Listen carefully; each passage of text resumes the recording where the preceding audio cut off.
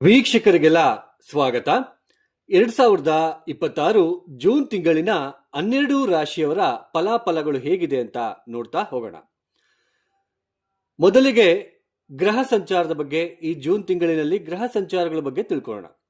ನೋಡಿ, ಶನಿ ಮೀನ ರಾಶಿಯಲ್ಲಿ ಸಂಚಾರ, ರಾಹು ಕುಂಭ ರಾಶಿಯಲ್ಲಿ ಸಂಚಾರ, ಕೇತು ಸಿಂಹ ರಾಶಿಯಲ್ಲಿ ಸಂಚಾರ, ಗುರು ಮಿಥುನ ರಾಶಿಯನ್ನು ಬಿಟ್ಟು ಕರ್ಕಾಟಕ ರಾಶಿಗೆ ಪ್ರವೇಶವನ್ನು ಮಾಡ್ತಾ ಇದ್ದಾರೆ. ಈ ಕರ್ಕಾಟಕ ರಾಶಿಯ ಗುರುವಿನ ಪ್ರವೇಶದಿಂದ ಕೆಲವೊಂದು ರಾಶಿಗಳಿಗೆ ಗುರುಬಲ ಸ್ವಲ್ಪ ಹೋಗ್ತಾ ಇದೆ, ಕಡಿಮೆ ಆಗ್ತಾ ಇದೆ. ಇನ್ನು ಕೆಲವೊಂದು ರಾಶಿಗಳಿಗೆ ಗುರುಬಲ ಬರ್ತಾ ಇದೆ. ಅದು ಯಾವುದು ಅಂತ ಒಂದೊಂದು ರಾಶಿ ನೋಡ್ತಾ ಹೋಗೋಣಂತೆ. ಅದೇನೇ ಇಲ್ಲಿ ನೋಡಿ, ಇನ್ನೊಂದು ವಿಷಯ ಇಲ್ಲಿ ಗುರುಬಲ. ಈ ಗುರುಬಲ ಅನ್ನೋದು ಕೇವಲ ನಮಗೆ ಊಟಕ್ಕೆ ಉಪ್ಪಿನಕಾಯಿ ಇದ್ದಾಗೆ. ಯಾಕೆಂದ್ರೆ ಬರೀ 5 ತಿಂಗಳು 6 ತಿಂಗಳು ಅಥವಾ 1 ವರ್ಷ ಇರ್ತಕ್ಕಂತಹ ಗುರುಬಲ ನಮ್ಮ ಜೀವನದಲ್ಲಿ ಎಲ್ಲವೂ ಕೂಡ ಅದು ಮಾಡೋದಿಲ್ಲ. ನಮ್ಮ ಜಾತಕ ಅಂತ ಇರುತ್ತೆ. ಇದೇ ತರಹ ನಮಗೆ ಕುಂಡಲಿ ಇರುತ್ತೆ. ನವಗ್ರಹಗಳು ಕೂಡ ಎಲ್ಲೆಲ್ಲಿದ್ದಾರೆ, ಅವರು ವಕ್ರಿ ಆಗಿದಾರ, ಅವರು ಬಲಹೀನ ಸ್ಥಿತಿಯಲ್ಲಿದ್ದಾರಾ, ಅಥವಾ ಅವರು ಎಷ್ಟು ಡಿಗ್ರಿಯಲ್ಲಿದ್ದಾರೆ, ಅವರಿಗೆ ಯಾವ ಗ್ರಹಗಳ ದೃಷ್ಟಿ ಇದೆ, ಇದನ್ನೆಲ್ಲನೂ ಕೂಡ ನಮಗೆ ಅಬ್ಸರ್ವ್ ಮಾಡಬೇಕಾಗುತ್ತೆ. ಸೊ ಈ ನಮ್ಮ ವೈಯಕ್ತಿಕ ಜನ್ಮ ಜಾತಕ ರೀತ್ಯ ಗ್ರಹ ಸ್ಥಿತಿಗಳು ಚೆನ್ನಾಗಿಲ್ಲ ಅಂದರೆ ಊಟ, ಅದು ಮೇನ್ ನಿಮಗೆ ಅರ್ಥ ಆಗಲಿ ಅನ್ನೋದಕ್ಕೋಸ್ಕರ ಇದನ್ನ ನಾನು ಹೇಳ್ತಾ ಇದ್ದೇನೆ. ಊಟದಲ್ಲಿ ಉಪ್ಪು ಮತ್ತೆ ಖಾರ ಇಲ್ಲದೆ ಇದ್ದಾಗ ಉಪ್ಪಿನಕಾಯಿ ಹಂಚ್ಕೊಂತೀವಿ. ಅಂದ್ರೆ ಜನ್ಮ ಜಾತಕ ರೀತ್ಯ ನಮಗೆ ಗ್ರಹ ಸ್ಥಿತಿ ಸರಿ ಇಲ್ಲ, ದಶಾಭುಕ್ತಿ ಸರಿ ಇಲ್ಲ. ಸೊ ಅವಾಗ ಗುರುಬಲ ಅಂತ ಬಂದಾಗ ಸ್ವಲ್ಪ ದಿನ ಕೈ ಹಿಡಿಯುತ್ತೆ ಅಂತಕ್ಕಂಥದ್ದು ಅಷ್ಟೇ. ಮೇಜರ್ ಆಗಿ ನೀವೆಲ್ಲ ರಾಶಿ ಭವಿಷ್ಯ ಅಂತಾನೆ ನೀವು ಬಹಳ ತುಂಬಾ ನಂಬಿಕೆ ಇಟ್ಕೊಂಡು ಹೋಗ್ತಾ ಇದ್ದೀರಾ. ತುಂಬಾ ಮುಖ್ಯವಾಗಿರ್ತಕ್ಕಂಥದ್ದು ಜಾತಕ ಮತ್ತೆ ಲಗ್ನ ಯಾವುದು. ಈಗ ಮೇಷರಾಶಿ ಒಬ್ಬ ವ್ಯಕ್ತಿ, ಲಗ್ನ ಯಾವುದು? ಸೇಮ್ ಕರ್ಕಾಟಕ ಲಗ್ನನ, ಸಿಂಹ ಲಗ್ನನ, ಕನ್ಯಾ ಲಗ್ನನ, ಮತ್ತೆ ತುಲಾ ಲಗ್ನನ, ವೃಶ್ಚಿಕ ಲಗ್ನನ. ಈ ಲಗ್ನಕ್ಕೆ ಯೋಗಕಾರಕಗಳು ಎಲ್ಲೆಲ್ಲಿದ್ದಾರೆ, ಯಾರು ಒಳ್ಳೆ ಮಾಡ್ತಕ್ಕಂತಹ ಗ್ರಹಗಳು, ಯಾವ ದಶಾಭುಕ್ತಿ ನಡೀತಾ ಇದೆ, ಇದು ತುಂಬಾ ಇಂಪಾರ್ಟೆಂಟು. ಹಾಗೇನೆ ಕರ್ಮ ಅಂತ ಜಾಸ್ತಿ ಇದ್ದಾಗ, ನಮ್ಮ ವೈಯಕ್ತಿಕ ಜನ್ಮ ಜಾತಕ ರೀತ್ಯ ಕರ್ಮ ಅನ್ನೋದು ಜಾಸ್ತಿ ಇದ್ದಾಗ, ಅಂದ್ರೆ ಗ್ರಹ ಸ್ಥಿತಿಗಳು ಗೊತ್ತಾಗುತ್ತೆ ನಮಗೆ. ಪಂಚಮ ಸ್ಥಾನದಲ್ಲಿ ಚೆನ್ನಾಗಿಲ್ಲ ಅಂದ್ರೆ, ನವಮ ಸ್ಥಾನ ಚೆನ್ನಾಗಿಲ್ಲ ಅಂದ್ರೆ ತುಂಬಾ ನೋವು ಪಡಲೇಬೇಕು. ಅಥವಾ ಲಗ್ನಾಧಿಪತಿ ಚೆನ್ನಾಗಿಲ್ಲ ಅಂದ್ರೆ ನಾವು ಸ್ವಲ್ಪ ನೋವು ಪಡಲೇಬೇಕು. ಸೊ ಆ ತರ ಗ್ರಹ ಸ್ಥಿತಿಗಳು ಚೆನ್ನಾಗಿಲ್ಲದೆ ಇದ್ದಾಗ ಅದನ್ನ ನಾವು ಕರ್ಮ ಅಂತ ಕರಿತೀವಿ. ಆ ಕರ್ಮನ ಕಡಿಮೆ ಮಾಡ್ಕೊಳ್ಳೋದಕ್ಕೋಸ್ಕರ ನಾವೇ ಸ್ವತಃ ಪರಿಹಾರಗಳನ್ನು ಮಾಡ್ಕೋಬೇಕು. ಆ ಗ್ರಹಗಳ ಮೇನ್ ಯಾವ ಇನ್ಫ್ಲುಯೆನ್ಸ್ ತುಂಬಾ ನಡೀತಾ ಇದೆ, ಯಾವ ಇನ್ಫ್ಲುಯೆನ್ಸ್ ಅಲ್ಲಿ ನಾವು ತುಂಬಾ ನೋವು ಪಡ್ತಾ ಇದೀವಿ, ಆ ಗ್ರಹ ದಶೆಗಳಿಗೆ ತಕ್ಕಂತೆ ನಾವು ಸ್ವತಃ ಪರಿಹಾರಗಳನ್ನ ಮಾಡ್ಕೊಳ್ತಾ ಹೋಗ್ಬೇಕಾಗುತ್ತೆ. ಸೊ ಅವಾಗ ನಮಗೆ ಅದು ಗೊತ್ತಾಗ್ತಾ ಹೋಗುತ್ತೆ. ಸೊ ನಾವು ಏನೋ ಒಂದು ಎಲ್ಲೋ ಪೂಜೆ ಮಾಡಿಸಿದ್ವಿ, ಏನೋ ಮಾಡಿಸಿದ್ವಿ, ಯಾವ ಗ್ರಹ ದಶೆಗೆ ತಕ್ಕಂತೆ. ಈಗ ನಾವು ಟೈಫಾಯ್ಡ್ ಬಂದಾಗ ಟೈಫಾಯ್ಡ್ ಟ್ರೀಟ್ಮೆಂಟೇ ತಗೋಬೇಕು, ಆ ಥರ ಇರುತ್ತೆ. ನೀವೆಲ್ಲೆಲ್ಲೋ ರವಿದಶೆ ನಡೀತಾ ಇದ್ದಾಗ ನೀವು ಯಾವುದೋ ದೇವಿ ಪ್ರಾರ್ಥನೆ ಮಾಡಿದ್ರೆ ಏನಾಗುತ್ತೆ, ಅದು ಉಪಯೋಗಕ್ಕೆ ಬರಲ್ಲ. ರವಿದಶೆಗೆ ಸಂಬಂಧಪಡ್ತಕ್ಕಂಥ ಪರಿಹಾರನೇ ಮಾಡ್ಕೋಬೇಕು. ಸೊ ಇದು ಅದೇನೇ ಇರಲಿ, ಗ್ರಹ ಸ್ಥಿತಿ ನೋಡಿ, ಗುರು ಕರ್ಕಾಟಕ ರಾಶಿಗೆ ಪ್ರವೇಶ. ಈ ಕುಜ ಬಂದ್ಬಿಟ್ಟು ಈ ಜೂನ್ 21ನೇ ತಾರೀಕಿನ ತನಕ ಮೇಷರಾಶಿಯಲ್ಲಿ ಇರ್ತಾರೆ. ಅದಾದ ನಂತರ ವೃಷಭಕ್ಕೆ ಪ್ರವೇಶವನ್ನು ಮಾಡ್ತಾರೆ. ರವಿ ಕೂಡ ಜೂನ್ 15ನೇ ತಾರೀಕಿನ ತನಕ ವೃಷಭ ರಾಶಿಯಲ್ಲಿ ಇರ್ತಾರೆ. ಜೂನ್ 15ನೇ ತಾರೀಕು ಮಿಥುನ ರಾಶಿಗೆ ಬರ್ತಾರೆ.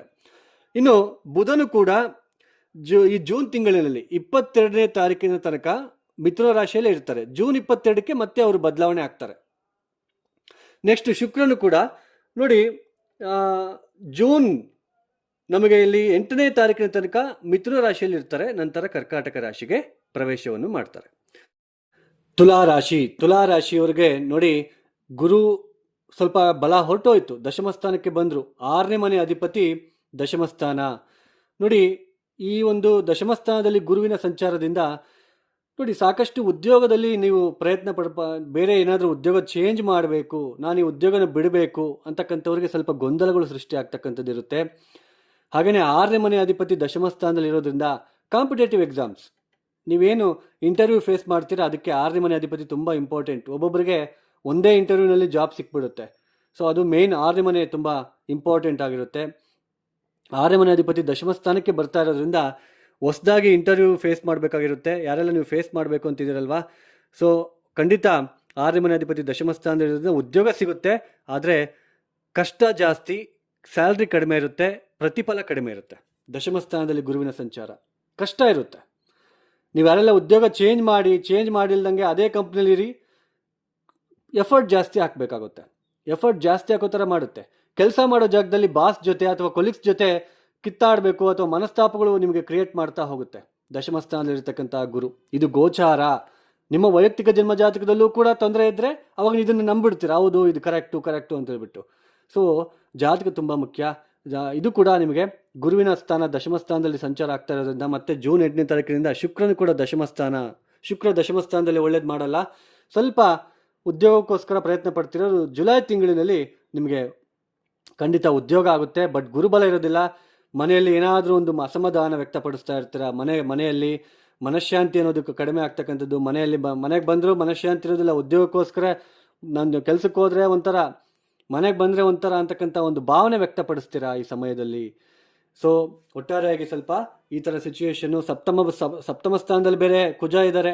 ನಿಮ್ಮ ಗಂಡ ಅಥವಾ ಹೆಂಡತಿ ಸ್ವಲ್ಪ ಕೋಪ ಜಾಸ್ತಿ ಮಾಡ್ಕೊಳ್ತಕ್ಕಂಥದ್ದು, ಆ ಥರ ಆರ್ಗ್ಯುಮೆಂಟ್ ಓರಿಯೆಂಟೆಡ್ ಇರ್ತಾರೆ ಈ ತಿಂಗಳಿನಲ್ಲಿ.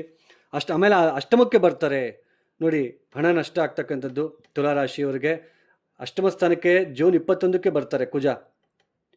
ಇಲ್ಲಿಂದ ದ್ವಿತೀಯ ಸ್ಥಾನವನ್ನು ನೋಡ್ತಾರೆ. ದ್ವಿತೀಯಾಧಿಪತಿ ದ್ವಿತೀಯ ಸ್ಥಾನ. ಯಾವಾಗಲೇ ಆಗಲಿ ಪಾಪಗ್ರಹಗಳು ದ್ವಿತೀಯ ಸ್ಥಾನದ ಮೇಲೆ ದೃಷ್ಟಿ ಬಿದ್ದಾಗ ಕರೆಕ್ಟಾಗಿ ಊಟ ಮಾಡೋಕ್ಕಾಗಲ್ಲ, ಹಣ ನಷ್ಟ ಆಗ್ತಕ್ಕಂಥದ್ದು, ಖರ್ಚುಗಳು ಜಾಸ್ತಿ ಆಗ್ತಕ್ಕಂಥದ್ದು, ಕುಟುಂಬದಲ್ಲಿ ತೊಂದರೆಗಳು, ತಾಪತ್ರಯಗಳು, ಇದೆಲ್ಲನೂ ನೀವು ನೋಡಬೇಕಾಗುತ್ತೆ.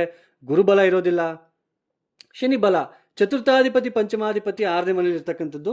ಶನಿ ಬಲ ಇದ್ದರೂ ಕೂಡ ನೀವು ಅಂದ್ಕೊಂಡಿದ್ದು ಸ್ವಲ್ಪ ಬೇಗನೆ ಆಗ್ತಾ ಇರೋದಿಲ್ಲ. ಇನ್ನು ಮುಂದಕ್ಕೆ ಸ್ವಲ್ಪ ಕೆಲಸ ಕಾರ್ಯಗಳು, ಯಾರೆಲ್ಲ ನೀವು ಹೊಸ ಉದ್ಯೋಗಕ್ಕೋಸ್ಕರ ಹುಡುಕ್ತಾ ಇದ್ದೀರಾ ನೋಡಿ, ಕೆಲಸ ಅಂತೂ ಸಿಗುತ್ತೆ, ಇಲ್ಲ ಅಂತ ನಾನು ಹೇಳ್ತಾ ಇಲ್ಲ. ಆದರೆ ಕೆಲಸ ಜಾಸ್ತಿ ಇರುತ್ತೆ, ಅಂದರೆ ಕಷ್ಟ ಜಾಸ್ತಿ, ಪ್ರತಿಫಲ ಕಡಿಮೆ, ಸ್ಯಾಲ್ರಿ ಸ್ವಲ್ಪ ಕಡಿಮೆ ಅಂತ ಅನಿಸ್ತಾ ಇರುತ್ತೆ ನಿಮಗೆ. ಸ್ಟ್ರೆಸ್ ಅಂತ ಅನಿಸ್ತಾ ಇರುತ್ತೆ ನಿಮಗೆ. ಹಾಗೆಯೇ ಉದ್ಯೋಗ ಮಾಡೋ ಜಾಗದಲ್ಲಿ ನೆಮ್ಮದಿಯಾಗಿರೋಕ್ಕೆ ಬಿಡಲ್ಲ ನಿಮಗೆ, ನೆಮ್ಮದಿಯಾಗಿ ಕೆಲಸ ಮಾಡೋಕ್ಕೆ ಬಿಡಲ್ಲ. ನಿಮ್ಮ ಮೇಲೆ ಪಿತೂರಿ ಮಾಡ್ತಾ ಇರ್ತಾರೆ. ನೀವು ಬೇಕಾದ್ರೆ ನೋಡಿ, ಜೂನಿಂದ ಅಕ್ಟೋಬರ್ ತನಕ ನೀವು ನನಗೆ ಕಾಮೆಂಟಲ್ಲಿ ಹೇಳಿ, ಪಿತೂರಿ ಮಾಡ್ತಾ ಇರ್ತಾರೆ ನಿಮ್ಮ ಮೇಲೆ. ಏನಾದರೂ ಒಂದು ಚಾಡಿ ಹೇಳೋದು, ಬಾಸ್ ಹತ್ರ ಹೋಗಿ ನೀವು ಆ ಥರ ಈ ಥರ ಅಂತ ಹೇಳಿಬಿಟ್ಟು ಇದು ಮಾಡೋದು, ಈ ಥರ ಎಲ್ಲ ಇರುತ್ತೆ. ಯಾಕೆಂದರೆ 6ನೇ ಮನೆ ದಿನನಿತ್ಯದ ಜೀವನದಲ್ಲಿ ಆಗ್ತಕ್ಕಂಥ ಬದಲಾವಣೆಗಳು, ಸ್ಟ್ರೆಸ್ ಅನುಭವಿಸ್ಬೇಕಾಗುತ್ತೆ.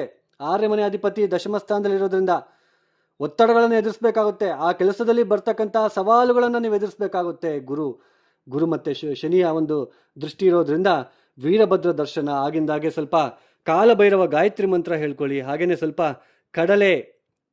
ಕಡಲೆಯಿಂದ ಮಾಡಿರ್ತಕ್ಕಂತಹ ಸಿಹಿಯನ್ನು ಗುರುವಾರ ಸ್ವಲ್ಪ ಹಂಚಲಿಕ್ಕೆ ಪ್ರಯತ್ನ ಮಾಡಿ, ಸ್ವಲ್ಪ ಇಂಪ್ರೂವ್ಮೆಂಟ್ ಆಗುತ್ತೆ. ಸ್ವಲ್ಪ ದಿನ ನೀವು ಕಾಯಲೇಬೇಕು. ನಿಮ್ಮ ದಶಾಭುಕ್ತಿ ಚೆನ್ನಾಗಿದ್ದರೆ ಅಷ್ಟೊಂದು ತೊಂದರೆ ಆಗೋದಿಲ್ಲ.